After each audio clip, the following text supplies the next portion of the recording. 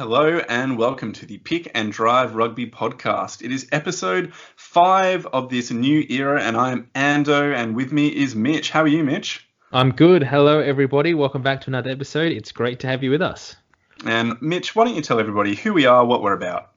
Yeah, so we're two diehard rugby fans having a weekly chat about all things Aussie rugby. Real, family-friendly and positive. Get involved. Get involved. Yeah. So let's go through the schedule for this episode. It's going to be relatively succinct, but at the same time, we've got some pretty juicy things to be getting into.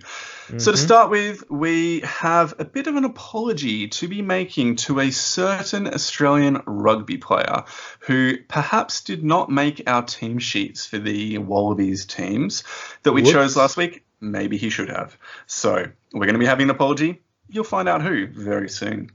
And then after that, we're going to be moving through into some pretty spicy news that's come out this afternoon, actually this evening from Rugby Australia about some of the issues and some of the things we're going to be hoping to put in place in response to the COVID-19 issues surrounding society and rugby. And then finally moving forward into the 2015 World Cup game that we watched over the weekend, Australia versus England, and talking through all of that.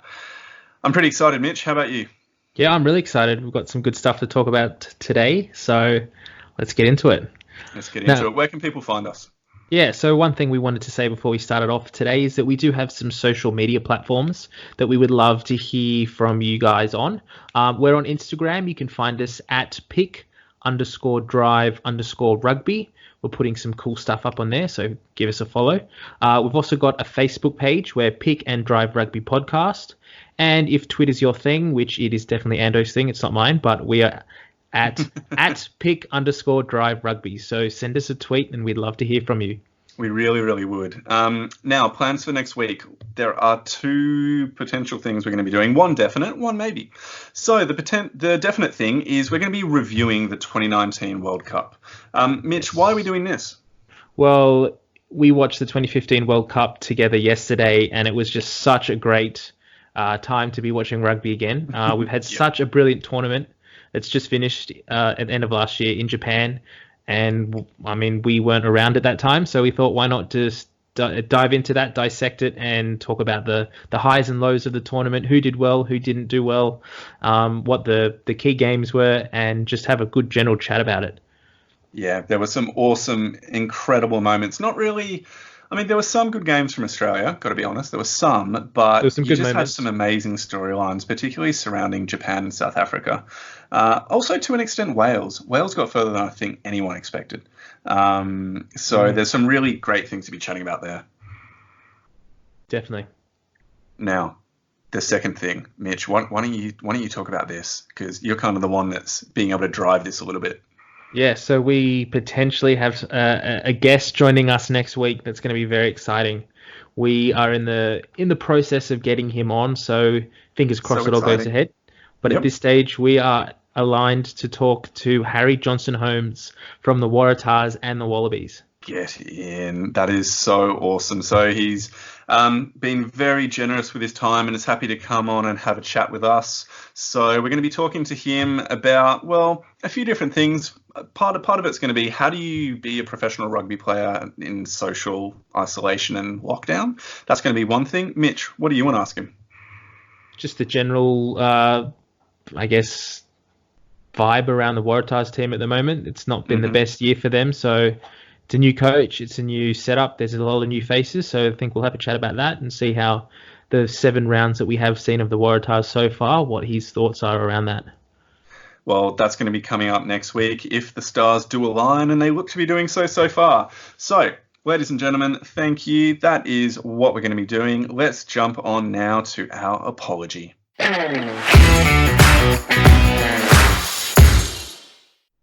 Welcome back. So we have a bit of an apology to make. Unfortunately, last week when we named our 23 Wallabies teams, there was potentially 2 players that we overlooked. Sad. And it really is sad. I don't know if anyone out there knows who the player is, but I can reveal that it was Pete Samu from the Brumbies. Dear Pete Samu. I don't know how this happened, how he was overlooked.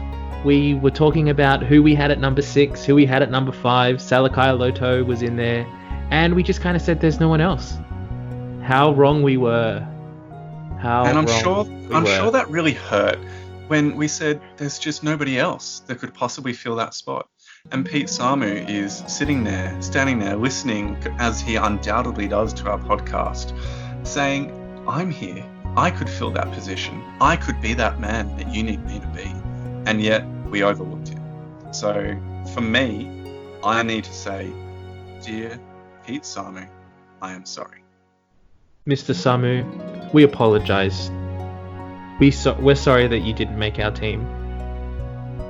But if it was being announced today, you'd be there. I'd have him as a captain, just as oh my god, I'm so sorry I didn't include you in my team. Please be in the team. Please, you can be captain. Now, the other player that we also forgot about that didn't come into our consideration, probably because he is playing off in Europe, and that is what he is, but Nick White from the Brumbies as well. I know. He signed for the Brumbies in 2021, so he was eligible. He's playing for Exeter, the team that is top of the table in the English Premiership, one of the best teams over the last 5 years in English rugby. And he's the starting scrum half, and yet we did not even utter his name but once. Not once. Whoops. Nick White, we're sorry. We're really sorry. Pete Samu, we're sorry. There seems to be a thing about people with moustaches that are just getting left off our lists. And that are potentially living down in Canberra. All right, guys, we're sorry. I think we need to leave it there. We'll wrap it up there. We'll move on. Let's get back into the rugby chat. I think we all can breathe a collective sigh of relief now that that weight is off our shoulders. So in and out. Now, let us move to the spicy news of this week. And actually, the spicy news is really based upon the events of Sunday night and Monday night. So we are recording Monday night, and it's very timely because there's a whole bunch of information that has come out. But let's start with Sunday evening and a statement from RUPA, the Rugby Union Players Association. Mitch, what did they put a statement out about? Okay, so RUPA, in association with the players, have put a statement out yesterday evening about, and they're calling it the information vacuum for the future of rugby. So they've stated, while our colleagues in other major football codes across Australia have been meeting with their governing bodies for weeks, Rugby Australia has refused to share any information about the future financial direction of the game. Now, this was released by the Chief Executive Officer of RUPA, which is Justin Harrison. So there's a lot to kind of divulge about that. I don't think... Let's come back to that specific announced statement in a moment, because it kind of goes hand in hand with what Rugby Australia released today, actually at about 6 p.m. tonight. So there's been a whole bunch of movement from Rugby Australia based upon their 2019 AGM, which happened, obviously recently. And the main kind of talking point from the AGM was the financial statistics, which haven't yet been audited because of the COVID isolation and lockdown that's going on. But the initial estimates and figures that Rugby Australia have released is that they're going to be, they are experiencing a $9.4 million deficit in 2019. Wow. That's massive. It's pretty massive. Now, they say that's to be expected in the World Cup year. I mean, we have reduced internationals, which are a major source of revenue, plus there's a lot more expenditure from the costs of having a team over in Japan for over a month. So is that what they're saying, that it's to be expected in a World Cup year that we have a deficit? Yeah, a deficit, but the 9.4 million of deficit is beyond normal expectations. Because don't World Rugby foot the bill for some of the cost of the World Cup, of having players there? It's not all Rugby Australia's responsibility. They're probably, you might know more about that. That would sound reasonable. But I think the points that Raelene Castle was making, or at least a statement from Rugby Australia, was that particularly the decreased games as a result of the 2019 World Cup is led to a reduction. So basically, there are some reasons that they provide for some of the deficit. Do you want to run through those?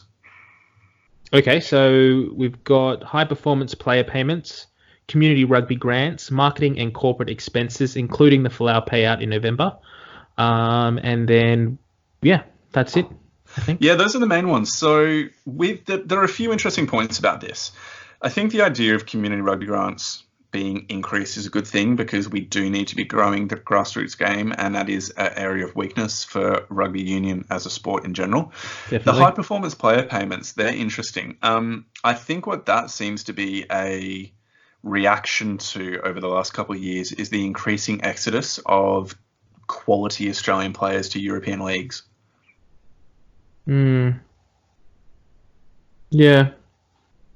Well, if you think about it, Michael Hooper's on a pretty significant paycheck. He signed a multi-million deal, last year? Was it a $4 million deal for like a 5-year period? Yeah, it's 5 years. I can't remember the exact amount. Yeah. It was significant. It was very, very high. And you look at a lot of the under-20s players who have been coming through. So kind of your Harrisons, your Lalesio, your Harry Wilson, all those guys. Yeah. They actually got signed on really early by Rugby Australia because they wanted to be making sure that they weren't getting poached by Rugby League particularly, or going overseas and getting snapped up by development programs in Europe. So I don't expect them to be on mega money, but it wouldn't surprise me if some of the high-performance player payments are to that younger generation who they're trying to keep in the game long-term. Yeah, definitely. Yeah, that makes sense. The interesting one is the Folau payment. So it's kind of bundled in within the marketing and corporate expenses. Yeah, I saw that listed there, and I was like, are we just sweeping that under the rug? Are we just saying that's marketing? That we've got Rugby Australia listed in the media? Oh, I don't know. It's what I really want to see, because like I said before, they haven't done a full financial audit because Rugby Australia offices are basically in lockdown. Yeah. And I'd really like to see that come out to see if there's any information that you can kind of derive from the Folau payout. So if we know that we have a $9.4 million deficit and 6.6 of that is due to community rugby, high performance player, marketing and corporate expenses, well, then couldn't you take away community rugby grants and high performance player payments from the 6.6 million and then figure out how much is left for the marketing and corporate expenses, and then simply look at the 2018 audit and then see the comparable figures and kind of make a pretty accurate estimate on the Folau payout based on that? Yeah, you could do it. We'd have to see how much detail actually comes out in a financial audit for what Rugby Australia post. But that's what I'm really waiting to see. Well, it has been so interesting around this whole Folau case that Rugby Australia came out and they didn't announce figures. There was some talk in the media of what the figures were, and Rugby Australia just came out and said, no, that's not what it was. It wasn't near that. But they wouldn't indicate what sort of figures we were looking at. So again, it's interesting that they've bundled that in with something else and they're kind of trying to hide it. Maybe they did pay more than they were wanting to. Yeah, Castle was really clear that the reason why they weren't talking and telling how much it was going to be was because it was like a contractual thing. I've forgotten the right language for it, but basically they signed documentation to say that we will not disclose how much was paid, and so they simply flat out refused. And that's why you also haven't heard anything from Folau either.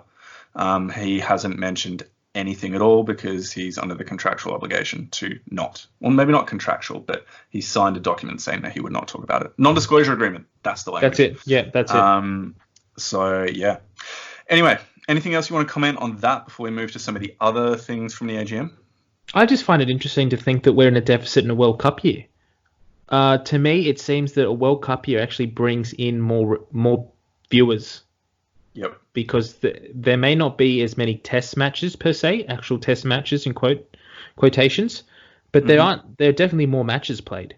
Like the Wallabies are still playing the games in the World Cup. They still play their warm-up games. They still played their mid-season games. I don't know where those figures come from, because I would think that a World Cup would bring in more revenue than a normal standard rugby year.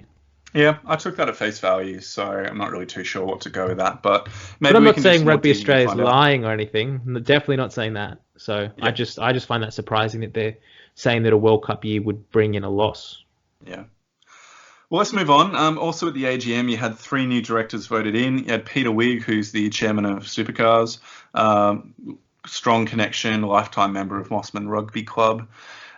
Brett Godfrey, he's a former founder of Virgin Australia, and then Dan Herbert, 67 cap Wallaby, 124 Queensland caps, and 8 years involved on the executive of Queensland Rugby. So he's a bit of a Wallabies legend. Raylene Castle has taken a 50% pay cut. Rugby Australia executive team to take a 30% pay cut. The discussions with Fox Sport about ongoing funding are ongoing, and the mid-year tests are off. Like we'd kind of hinted at in previous weeks on the pod, they just won't be happening. So we won't be having Ireland come out to Australia, and Fiji. Yeah, Fiji as well. I think we might need to bring some of that sad music back for this segment. Maybe we do. Maybe we do. Now, World Rugby. This is an interesting point. I've deliberately skipped over with Rupa discussions. We're going to come back to that. Yeah. World Rugby are looking at providing loans to Tier 1 nations after the success of the 2019 World Cup. Yeah, I'm not surprised that this has been announced because World Rugby, I don't know the figures, and I don't think anyone does know the figures, but they're sitting on a massive amount of money. They made so much profit from the World Cup because they took it all in. Yep. And the fact that they're not doing something like this, or that they wouldn't do something like this, it just doesn't make sense. So I'm not surprised that this has been announced. There are so many Tier 1 nations, Australia, New Zealand, South Africa as well. Everyone has been affected by this, but everyone is also not doing financially all that well as a game. I don't think Australia is one of the only ones in the world that are on a knife edge. No, you look at a lot of the so I follow the English Premiership relatively closely, and you look at a lot of the teams over there, and they're really struggling as well. Lots of teams are coming out with 25% pay cuts for players and staff. There's a lot of talk about how some clubs might just go insolvent because they simply cannot afford to keep operating with all the expenses without the regular revenue coming in. Let's keep moving forward. Let's actually talk about that because it kind of segues nicely into the idea of player cuts. So the initial Sunday night announcement was that Rupa and the players really put out about the information vacuum that they were in. Now, there is going to be a discussion. Rugby Australia have confirmed it today, this afternoon, that they will be having an ongoing dialogue with Rupa starting from tomorrow.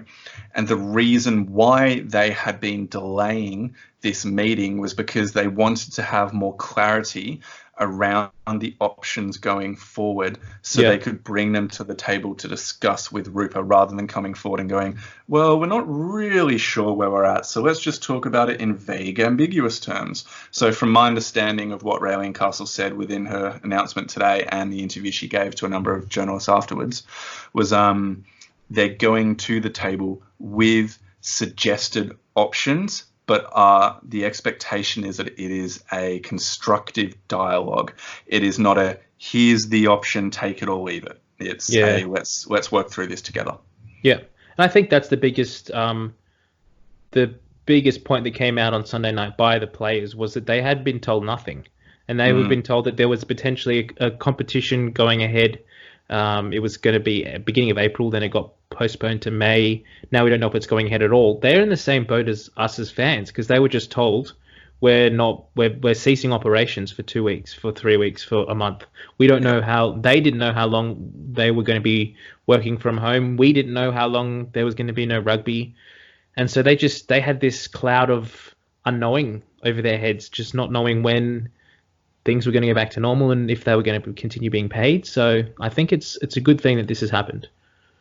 I think so. And if they're following the lead of other sports around Australia and around the world, it's likely we're going to be looking initially at cuts, perhaps 25%-ish, and then maybe even increasing down the line. The reality is, from what I'm hearing, It simply is a case that if players and staff aren't willing to take some cuts, be they temporary or not, the reality is clubs may well go under, and then their entire contract is null and void and means nothing. So it's better to take a cut and for the club to remain viable than it is to hold on to what you're contractually obligated to receive and then simply and then to lose everything. Yeah. I think what's unfortunate, what Rugby Australia has done by coming out and saying this and waiting until they had the options available to come to Rupa and the players and say, these are the options we're going ahead with, is good. But unfortunately, it has given the chance that the AFL and Rugby League have now come up. We, as a sport, were so proactive in announcing the closure of our competition and to pause things that for once it was great to see that rugby was on the front foot. We were the first ones to be making the calls.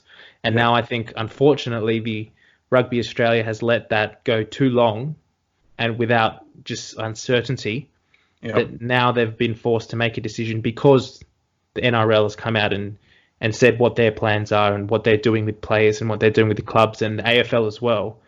And it's sort of Rugby Australia and the rugby community is kind of like, well, where do we sit? We've just been told that nothing's happening, and what are we getting paid? Are the players going to get paid? Is it going to happen? Are we not going to happen? So it's unfortunate that we've had to wait this long to hear something, but I think the steps that they're going forward with are the right ones.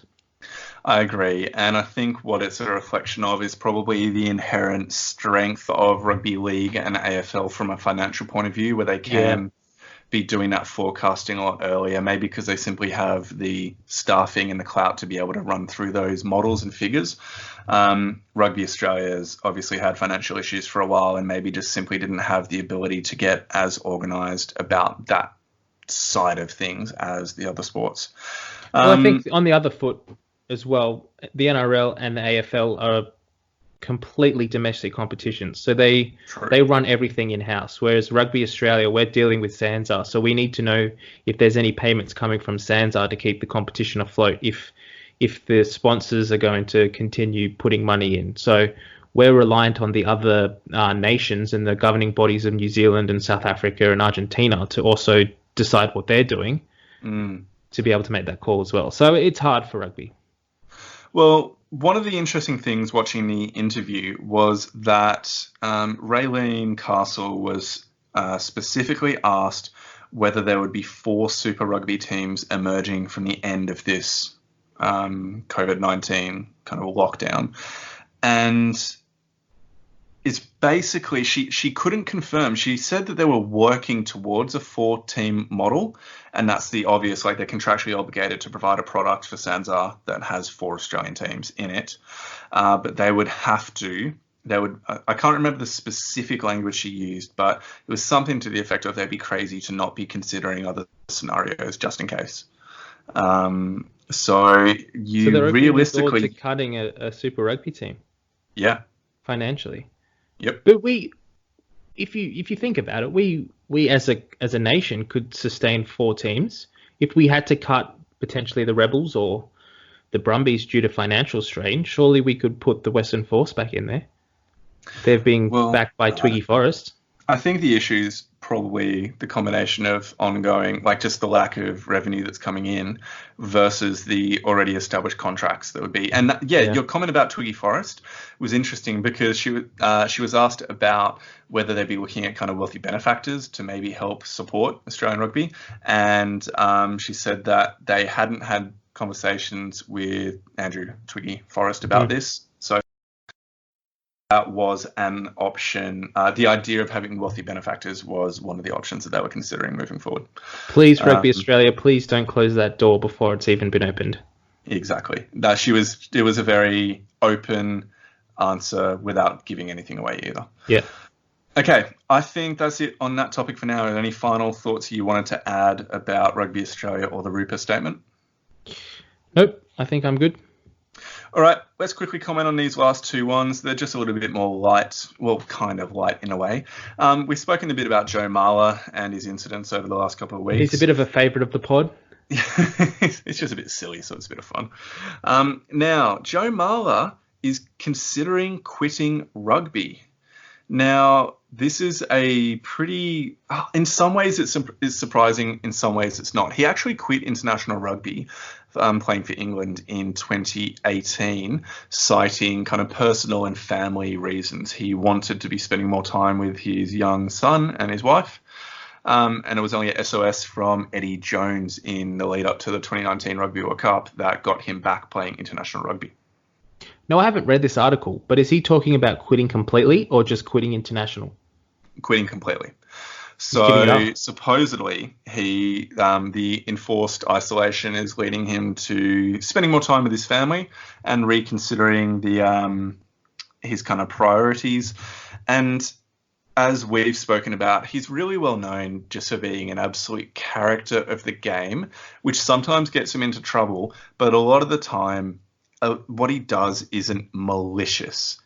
You might from the outside be able to look at it and go, that was just dumb, but it's not malicious. So he really is just a clown. He's just a clown that sometimes oversteps the mark. But he's a fantastic character. And for him to cop that 10-week ban and then the amount of abuse that he received on particularly Twitter was just insane. There were people that were comparing what he did to sexual assault and rape, which is, I honestly think that's offensive to people who have suffered assault. Yeah. All he did was cup another person's private parts on a rugby field just to try and get a reaction. And like, I'm not necessarily condoning that, but that's not, in my mind, moving into those broader categories of assault.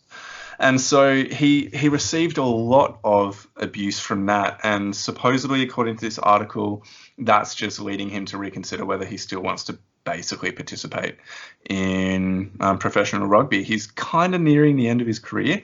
And I'm pretty sure he'd have a great opportunity to be a pundit afterwards if he wanted to. Yeah, I think it's unfortunate if he does end his career now, just due to the circumstances that he finished up on with the ban and the controversy around it. It would probably be, in some ways, it would be better just to see him come back, play a few more domestic games, when the competition's back up and running, and then, I don't know, maybe at the end of midway through next season, he announces his retirement. It would probably be a bit of a dampener on his career as a person if he just pulled the pin now. Yeah, he's contracted until the end of 2021 with his club, so we'll see how that one turns out. Well, let's move on. Yeah. Lastly, James Haskell on his rugby podcast has come out and basically slamming the rugby coverage. His commentary was that rugby is very insular and it doesn't recognise the fact that it's a small fish in a very big pond of professional sport and kind of the entertainment industry. And he thinks that there's much that can be done to improve match day experiences, to fill stadiums, create atmospheres and days out, that kind of thing. What do you think about that from an Australian rugby perspective? I think the overall match day experience could be improved in the Australian from the New South Wales perspective. Particularly in the last few years, the interest in the game has really fallen away.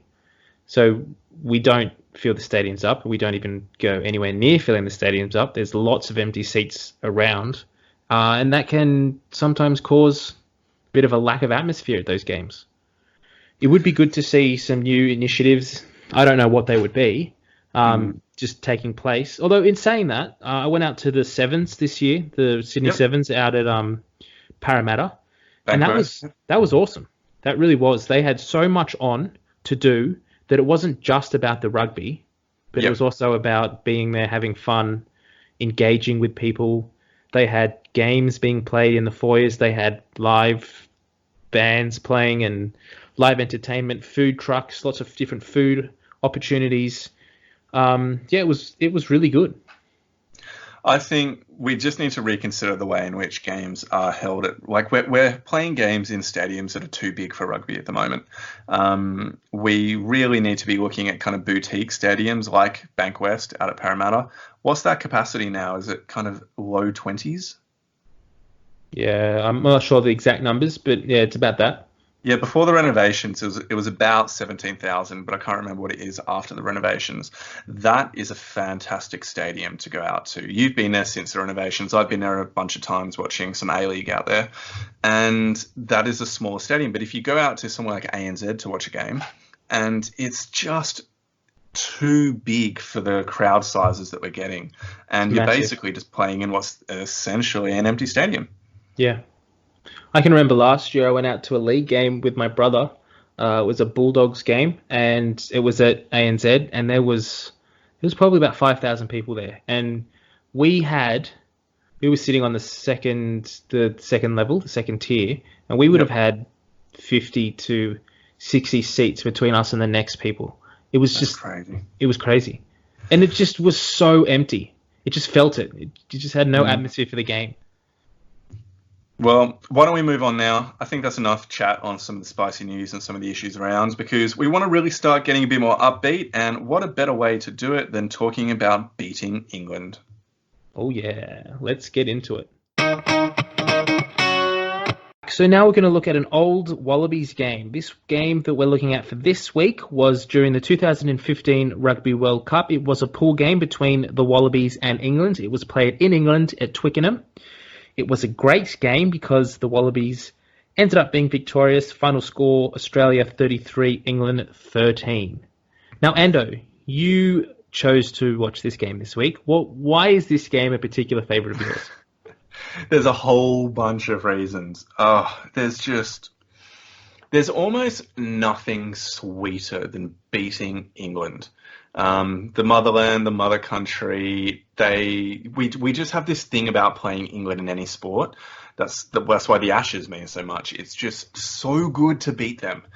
And we got absolutely smashed by them at the 2019 World Cup. And it just made me think back to fonder times, to better times, where we had a team that was able to just play this incredible brand of fast, aggressive, up-tempo rugby that combined abrasiveness and fitness/endurance with skill as well. And it meant that we absolutely wrecked England in a pool match at home at their own World Cup, and our defeat of England in this game meant that they were the first ever host nation for the Rugby World Cup to not make it past the pool stages. And we were the ones that did that. Sucked in England. Well done, Australia. Yeah, so what ended up happening with this was the Wallabies had played 2 games prior to this. England had another game after this. The way that the games had gone so far in the tournament was that whoever was going to win this game was guaranteed to either finish first or second in the pool. The loser was therefore not able to get enough points to get out of the pool stages. Now, with the Wallabies winning, that meant that they went on to play Wales the next week, which they also won. So they topped the pool and came out in first spot. England, because they lost and they had lost most of their other games. They'd already lost to Wales. Yeah, so they'd lost to Wales. So they, therefore, weren't able to get out of the pool, and because they were the host nations, they left the tournament in the pool stages. It's just, see, you know what, that's part of what I said before is why I love this game. But also, some of the tries on offer, particularly, we'll get into it in more detail, but particularly the Foley and Beale try at about, 36 minutes? Yeah. Yeah, it is just one of the best tries in Australian rugby. And it really reminds me now of the quality of Bernard Foley and Curtly Beale in their prime. We saw glimpses of it throughout the last couple of years with both of those players. Like, they're both good players, but Foley particularly was at his peak in the 2015 Rugby World Cup, and it's just wonderful to be able to watch that. This team that Cheika had chosen for this game particularly was just on point. Yep. They were across the park. There was just talent oozing off this team. Are you talking specifically about Rob Simmons at number 5? Well, definitely. You can't go past Rob Simmons. That guy just oozes talent. He oozes it. Yeah. So we got Seo, Moore, Kepu as the front row, Douglas and Simmons as the locks, Fardy, Hooper, Pocock as the back row. Then you got Genia, Foley, Giddo, Kurandrani. Then you got Horn, Ashley, Cooper as the wingers, and Falau at 15. That's a pretty devastating team. And they showed it. The skill set on offer in this game was just immense. The front row, just everything about this game. What I liked best about this Wallabies team is that Checker had them looking fit. He had them primed for this World Cup campaign. Now, I don't know what happened, if it was after this tournament, whether they got a completely new S&C team in or whatever happened, but we just never seemed to get back to that level of fitness and that level of intensity after this World Cup. Yeah. I'm not too sure. It seems like he reached his peak where he had because what Checker needed was abrasive ball runners to be able to support his advantage line gains. Yeah. So he had particularly, I think Kane Douglas was a real unsung hero alongside Scott Fardy. So I think what the two of them were able to do is to just secure quick ball, but also to be that kind of those aggressive and abrasive players that really drove the entirety of the team forward. And when we were watching it, you spoke specifically about the intensity that they showed versus the intensity that we've seen in Australian rugby recently. They just seemed this team seemed like they wanted the win. They seemed so cohesive as a unit. Everything they did was together. Someone made a break. There was, I think it was the 15th or 16th minute of the game. Curly Bill makes this massive break straight through the middle. He gets the ball at fullback and he just comes straight through the middle. And he gets through about 4 defenders and then gets tackled about 20, just before the 22. But in today's game, he would break through and then get tackled. There'd be no one there and they'd turn the ball over.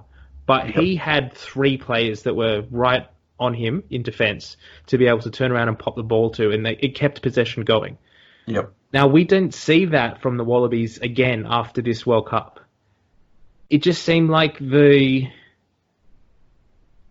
mentality of the players changed after this World Cup, in that they started to be more individual players instead of a unit. I wonder why, because Checker was really heavily criticised in his final couple of years for continually picking a core group of players that he'd taken to the 2014 Waratahs grand final win and then the 2015 World Cup final. So you're looking at kind of your Kepus, your Hooper, your Foley, Beale, Nick Phipps as well would probably be one of those players. He was really heavily criticised for staying loyal to them. Do you think that might have been a factor where he didn't rejuvenate the team when necessary? Because if you actually look at the starting team for the match that we're talking about now, there's a lot of really familiar names that are still playing. You've got Seo, Simmons, Hooper, Kurandrani. Falau would have been if you hadn't said stupid stuff. And then some guys that have only retired at the end of last year, or moved on, like Genia, Foley, Pocock, Kepu. Ashley Cooper. Yep. Tatafu. Yeah, so I wonder if the lack of rejuvenation is a factor within the kind of downturn we saw, because the way that he plays is not an old man's way of playing. It definitely is a young man because of the amount of just honestly aerobic endurance it requires. Yeah, it'd be interesting to see. I'd need to go back and watch some of the other games post this. I did watch the game 2018, England versus Australia in Twickenham right before the World Cup. So this was the last game of 2018 on Saturday. Yep. And they just seemed like a completely, apart from the players that were playing and the fact that they were a completely different team, but they just had no intent. And I don't know if it was a lack of leadership, a lack of direction, miscommunications coming from the coaches to the players. Maybe the players weren't buying into what the coaching staff was saying. But everything they did that game just did not go to plan. Maybe we're seeing the unsung leadership influence of Stephen Moore. It could be. Could be. Because Okay, from let's this actually get into point, the game, because there's a lot to talk about. Why don't we talk about the good stuff rather than talk about how crap Australian rugby is now? So, what were some of the highlights for you? Okay, where do I start? So the big hits that the Wallabies were doing, they were smashing England around in this game, particularly in the second half, as it sort of got to the 50th, 60th minute, when the game it got tied again. So in the 64th minute, it was 20-13. Australia were ahead by 20. England were 13. England were getting their sort of second wind. They were coming back. They were looking dominant. They were getting a few penalties. They were getting some turnovers. And then Australia just sort of flicked this switch and just started to get really physical. And the big players really stood up. So Scott Fardy, Rob Simmons, Kane Douglas, these boys were just smacking players left, right, and centre. It was phenomenal to see. One of the things I just loved, it's not really an event or a moment, but Bernard Foley scoring 28 of 33 points within the game. So he was just incredible. And now I need to put a bit of a shout out. I won't name the school that I work at as a teacher, but Bernard Foley actually went to my school as a youngster. Really? He played rugby at my school up until, I think it's late primary or early secondary, before he went to a bigger school in our area because they had a bigger program to offer. But he wanted the guy to play that I for the sit Wallabies. next to, and I've sat next to for the last 4 years, coached Bernard Foley when he was at school. Wow. So he jokingly claims that he is fully responsible for the success that he's had. Make the claim, mate. You've got to go. Make the claim. We've actually had Foley come to our school for a few of the rugby registration days to kind of help with sign-ups and stuff like that. So that's pretty fun. That is cool. Yeah, it's pretty awesome. So for me, my highlight of the game, there's actually two things. I'm not going to talk about Foley's try at the 35th minute, because we'll come back to that later. For me, it was when, how do I say this? When Joe Marler is pulled aside by the referee late in the second half, and that was early in the second half. It was the 48th minute. Was it the 40th minute? 48th. Oh, 48th minute. Okay. Maybe I've just, I wanted his pain and his suffering in this moment to extend. 50th minute I'm seeing right here. And so basically, let me give you a bit of context for this scrum straight Joe. Now, in the lead up to the World Cup, one particular journalist, a guy by the name of Brett Mackay, who is a rugby writer on theraw.com.au, he had noticed, maybe he got it from somewhere else, but he had noticed that Joe Marler would never drive straight against his opposition prop. He'd always tilt and angle in and drive sideways. Are you understanding what I'm saying there? Yeah. Cool. So he'd basically just hinge on his hip and then just latch on to the hip of his opposition prop and just drive in from an angle, right? Yeah, so what he was doing is really he was driving in at his opposition prop, sort of driving towards the hooker. So his butt would come out like a flanker, detach from his hooker, and he would drive at an angle in and up, so that the opposition prop ended up standing up, and then the hooker also ended up standing up. Yep. And for some reason, his opposition kept getting penalised for it. So Marler was really successful with this, despite it being incredibly obvious for anybody who watched, particularly if you use Spidercam. So the camera hanging directly over the scrum looking down, you can see it perfectly every time. And so Brett Mackay, he wrote a couple of articles about this about a month out from the World Cup and started up a hashtag called Scrum Straight Joe, which it didn't trend because rugby is not that popular, kind of within the Twitterverse, but it became pretty big in writing in rugby circles. And so Bob Dwyer, who's kind of like an Australian-based columnist, he put it in his weekly column as well. Bob Dwyer's an ex-Wallabies coach. Yep. Yeah. So he jumped onto it as well. And it basically became a pretty big thing. And so during this game, there's a couple of scrums early on that England win. But then as the game progresses, the Australian scrum starts to get dominant. And it starts to get dominant because Marler gets pinged twice in relatively quick succession for not driving straight. And then, come the 50th minute, the ref pulls him aside and says, "You're not driving straight." is Romain Poit. And what does Marla say? It's something like, "Oh, is he driving straight?" Yeah, is he straight, sir? And he goes, "Yes, yes, he is." Like, yes. Oh, okay. And just walks away.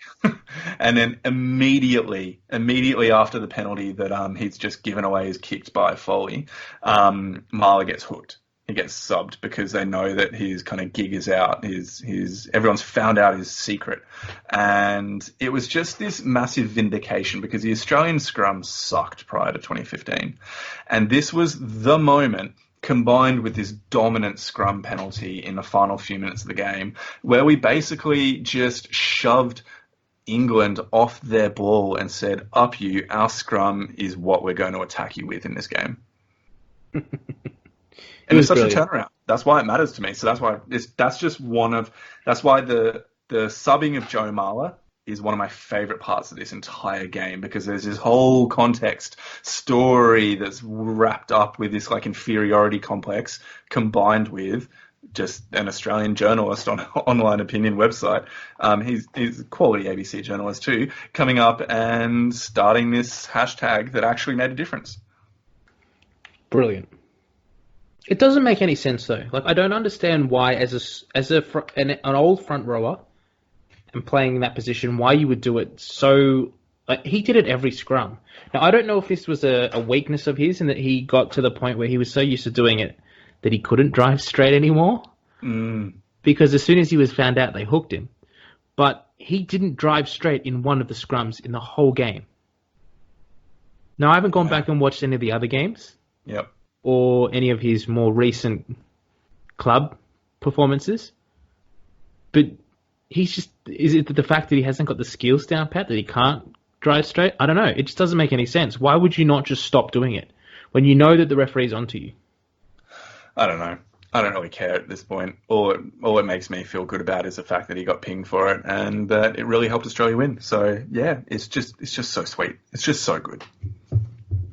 Now, one of the things that I really enjoyed as well in this game, another sort of a poke in England's underbelly, was seeing in the 70th minute Owen Farrell copping a yellow card for a shoulder charge off the ball on Matt Giddo. It was absolutely brilliant. Now, if anyone does follow rugby, they will know that in the last few years, Owen Farrell has probably gotten away with a few sneaky shoulder charges that potentially should have and could have changed the course of games as they played out. Mm-hmm. But in this case, he got absolutely pinged for it. It was brilliant. Now, 100%.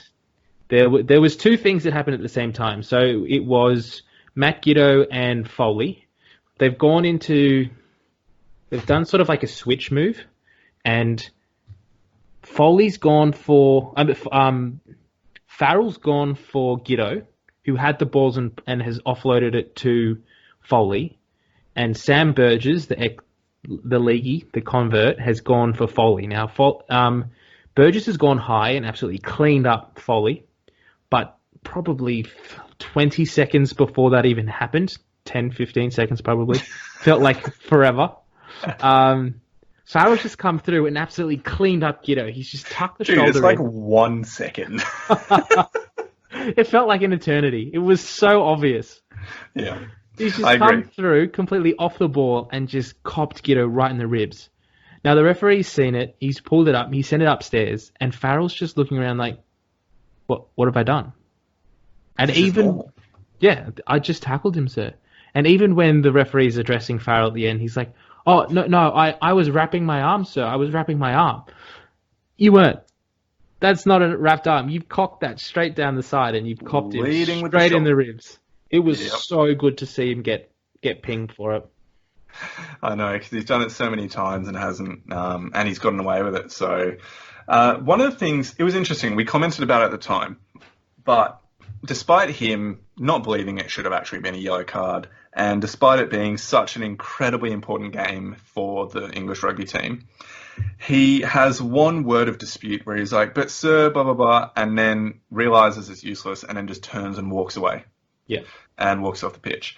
Now, there is so much that I just love about that this professional rugby player that has invested so much into the sport is in one of the biggest games of his career and just gets yellow carded at a crunch time when his team are 7 points behind. there's the opportunity they still could win the game, and he does not argue with the ref beyond one very brief comment before he turns and realizes it's useless and walks away. I think that's something that we really should treasure and value about rugby. Yeah, brilliant. Discipline.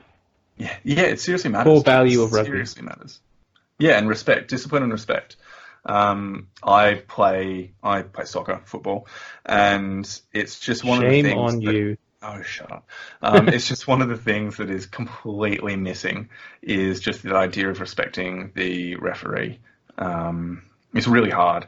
I actually see more respect in the kind of Sunday league games than you do on TV, but it's something I just treasure and love about rugby. So long may that live. Now, we need to talk about Foley's try. Yes. Okay. Now, this try happens in the 35th minute. And what essentially happens is it looks as though there's basically like a midfield ruck that happens. Australia's in possession, midfield ruck, maybe to the left-hand side of the field, and both Foley and Beale are on the left-hand side of the field. Then they switch back to the right, okay? They obviously call the move. Genia hears it, sees him coming, plays it off to Foley. Foley passes it to Beale. They both break through the line, and Foley continues the support line, receives the ball back, and then basically gets over untouched under the posts. It's just this incredible move, and just the synergy between both Beale and Foley is just incredible to watch again and again and again. I could just watch that try on repeat and never get bored of it. And the thing that I like most about this try is that everyone did their jobs perfectly. Yeah. So the ball to the base of the ruck, Genia picks it up, he goes left, and he can see or he hears the call. You can see Foley and Beale sweeping right. So he turns and he pops it back right. But England defence has seen him already go left, so they follow him left. And then when he pops it right to Beale first... Yeah, Beale first. Beale makes the initial break through the hole, through the defence, and he commits one defender and the fullback. And Foley does perfectly just to stay in exactly the right spot on his hip, that he's just a quick offload away. He's not overrunning, he's not too close. And Beale commits that tackler, takes a tackle, pops it to Foley, and Foley's through and scores. It's just absolutely brilliant. I think it just shows the communication understanding that those two guys had, which is why they were so good for both the Wallabies and the Waratahs. And you can kind of then understand why someone like Cheika is trying to hold on to them for the long term and keep them in the same team. Yeah. Perhaps that was to his own detriment after a while, though. But still, that's just one of the absolute highlight backline moves. That it's not a set play, which makes it even more enjoyable. It's them reacting to what's happening on the field and then having the skills to actually pull off what they're seeing. It's so good. And just having that freedom and the ability to just pull it off as well. That's something that the Waratahs and the Wallabies going forward from this World Cup seem to lack, was those core skill sets to be able to just to pull those moves off, to have that defense, to have the support by another player, and to be able to pull it off as well. It's just something we haven't seen since a lot of, unfortunately. But yeah, this was brilliant. Why don't we do a couple of quick fire final points before we wrap up this commentary? So any quick points that you want to make about the game? Yeah. This game particularly put in my mind how valuable a player Matt Giteau is to the Wallabies and to the backline in general. So his kicking game in open play was pinpoint accurate. Yeah. There was a point in the 46th minute where Giteau's got the ball, he chips it over the top to find space, and then it bounces twice and goes out. Now that is just absolute sublime skills by Giteau there, because we don't see that again. We still, as a Wallabies team nowadays, we're still lacking that that gameplay, that ability to kick. The tactical kicking game. Kick tactically in open play to also win us the advantage. So I think that was something that really just hit home at how good Giteau was and how much he brought back to that Wallabies team. He also scores that try right on full time where he makes the break down the right-hand side and just does his absolute goose dive over the line, which was brilliant. Especially considering he probably had a broken rib from the previous tackle by Owen Farrell, and that it hurt him getting up again after that. Yeah, you can see him get up, and he's just like, oh. All right. My quickfire comment, because you stole mine about Giddo's try. Joe Launchbury, English player, has the babiest baby face that anyone has ever baby faced before. Seriously, you look at him and you're like, are you 12? But you are definitely a man, but you look 12. So that's my quick comment. Anything else from you? He's got the body of a man and the face of a baby. It's incredible. It's absolutely incredible. Last point was just around Israel Folau. Now, I think since we've lost Israel Folau, unfortunately, watching this game and then the game in 2018 that followed this World Cup, I think, to me, it just highlights what a gap we have missed in not having Folau in the Wallabies team. He was able to just make things of complete nothing. So in the 2018 game, he gets the ball, similar kind of position to the Foley and Beale try from this game, where he gets the ball and he just dances around about 4 blokes and just goes under the post untouched. And there's no way that he has any right to score that try, but he just absolutely glides through and just makes... He just scored points left, right, and centre with such ease that it's unfortunate we don't have him anymore. But, you know. I mean, in this game, he actually wasn't that good. He bombed a try early on in the first 10 minutes of the game. He dropped a couple of high balls because I reckon he got unfairly taken out in the air. But anyway, he dropped a couple of high balls. And then he got subbed off in like the 50-something. Yeah, that was something you don't often see.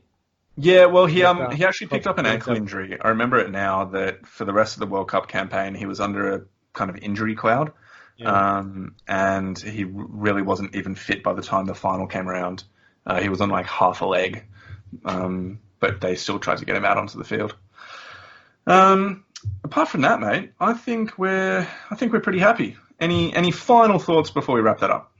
No, just good to see the Wallabies do well in a World Cup.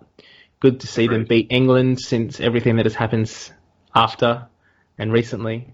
Yeah.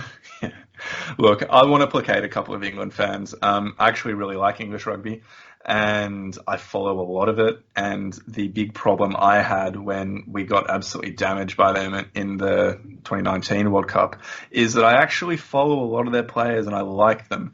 So it was really like I was very upset that we'd lost, but the fact that I actually like some of the players lessened the blow a little bit. But there's the patriotic Australian in me that knows that I'm being a traitorous rebel by saying that. I'm so sorry for that admission, Mitch.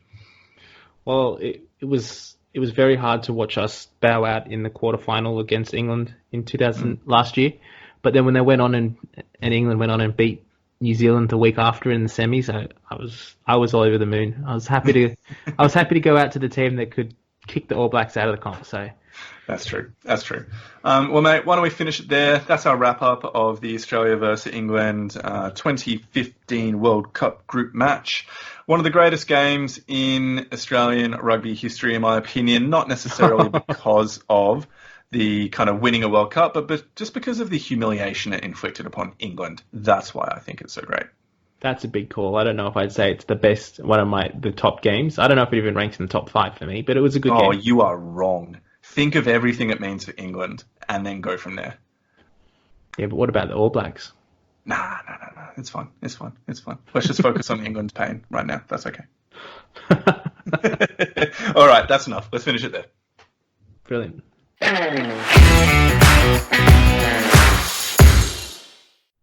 And that is it for this week. Thank you so much for listening, everybody. Episode 5 of the Pick and Drive Rugby podcast is finished. Mitch, over to you. Thank you for joining us, everyone. It was great to have you with us for another week. Next week, we're going to be looking at the Rugby World Cup 2019 in Japan.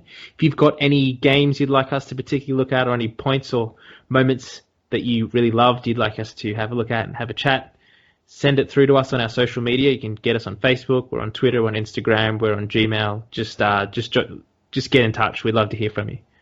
We really would. So thank you so much again. And lastly, get involved in Australian rugby. We'll see you next week. Bye. Thank you for listening to this week's episode of Pick and Drive Rugby Podcast. You can follow us on social media at the following outlets. Follow our Facebook page at Pick and Drive Rugby Podcast. Send us a tweet at pick_drive rugby. Follow our Instagram at pick_drive_rugby. Or send us an email at pickanddriverugby@gmail.com. We'd love to hear any questions or feedback you may have, so get in touch. Thanks again for listening, and we'll catch you next week.